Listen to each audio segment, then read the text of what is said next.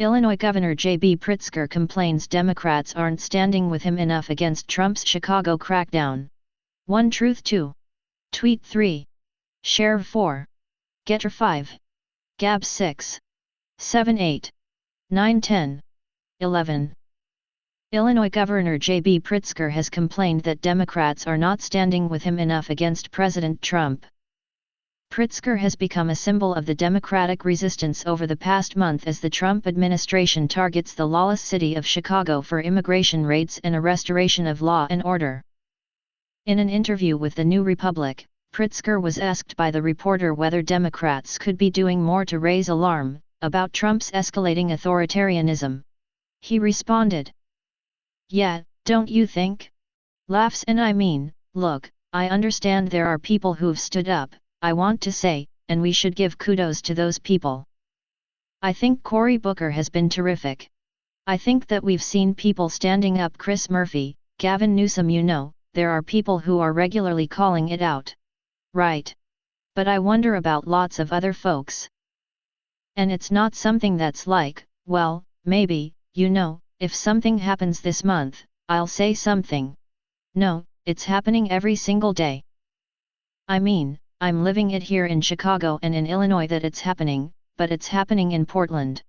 It's happened in LA. It's happening in Washington, D.C. And those are just the troop movements. We're also seeing ICE in places that, nobody expected them to be in suburbs and rural areas of my state and elsewhere. So I am surprised that more leaders have not stood up.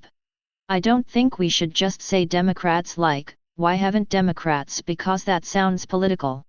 And to be frank with you, this isn't about politics. This is genuinely about the future of our country.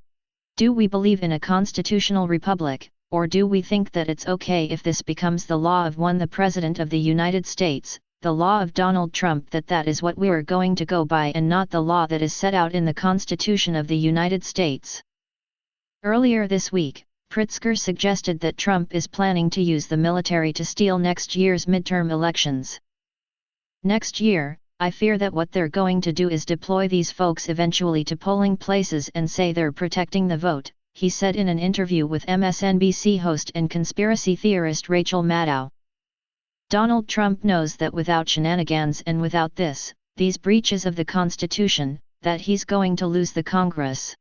Ben Q. Ben Q is a writer and editor. Originally from the UK, he moved to the US to at them, but they think they can get people used to the idea. And next year, I fear that what they're going to do is deploy these folks eventually to polling places and say they're protecting the vote. Donald Trump knows that without shenanigans and without these breaches of the Constitution, that he's going to lose the Congress. And if he loses, he's going to immediately, in the aftermath of the election, do what he said he might do in 2020, which is use the military to confiscate the ballot boxes and count the votes, claiming that there's fraud. Remember, he's called up all 50 states' election data to the Department of Justice because they want to review all 50 states for fraud.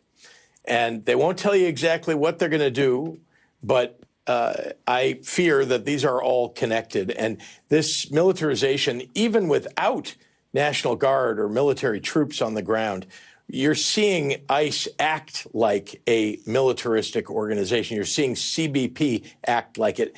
One more thing.